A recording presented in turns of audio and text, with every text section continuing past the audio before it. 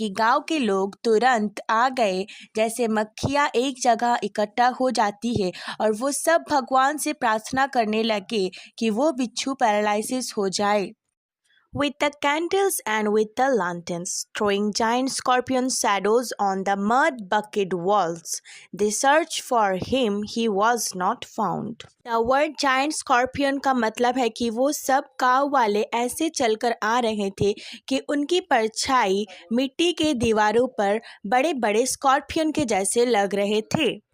The word him here refers to the scorpion. Through this line, the author tried to say that how the villagers are trying to help them in their tough time. They clicked their tongue with every movement that the scorpion made. His poison moved in mother's blood, they said. Let's explain this line word by word. तो इस line में poet कहते हैं कि उनके गांव वाले ये कहते हैं कि वो बिच्छू जितनी मूवमेंट करेगा उतनी ही जल्दी वो पॉइजन जो है उनकी मदर की बॉडी में सर्कुलेट हो जाएगा. May he sit still, they said. गाँव वाले दुआ करने लगे कि वो बिच्छू शांत होके बैठ जाए. May the sins of your previous birth be burned away tonight, they said. The word they here refers to the villagers. गाँव वाले ये तक कहने लगे कि ये तुम्हारे पिछले जन्मों का पाप है जो अब जलकर खत्म हो रहा है. The misfortune of your next birth, they said.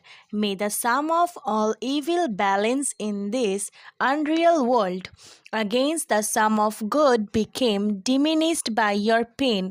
May the poison purify your flesh. मतलब है गाँव वाले दुआ करने लगे कि जो जहर तुम्हारे शरीर में गया है वो तुम्हारे मन और शरीर को पवित्र बना दे. Of desire and your spirit of ambitious, they said. And they sat around on the floor with my mother in the center, the piece of understanding on each face. वो सब पोएट के मदर को बीच में सुला के सब इकट्ठा बैठ गए और उनके दर्द को महसूस करने की कोशिश की. More candles, more lanterns, more neighbors, more insects and the endless rain. तो इस लाइन का मतलब है कि और पड़ोसी आते गए हाथों में लैंटर्न्स और कैंडल्स लेके और बारिश जो है वो रुकने का नाम ही नहीं ले रही थी. My mother twisted through and through, groaning on a mat. उनकी माँ जमीन पर एक चटाई पर लेटे हुए कर्रा रही थी. पेन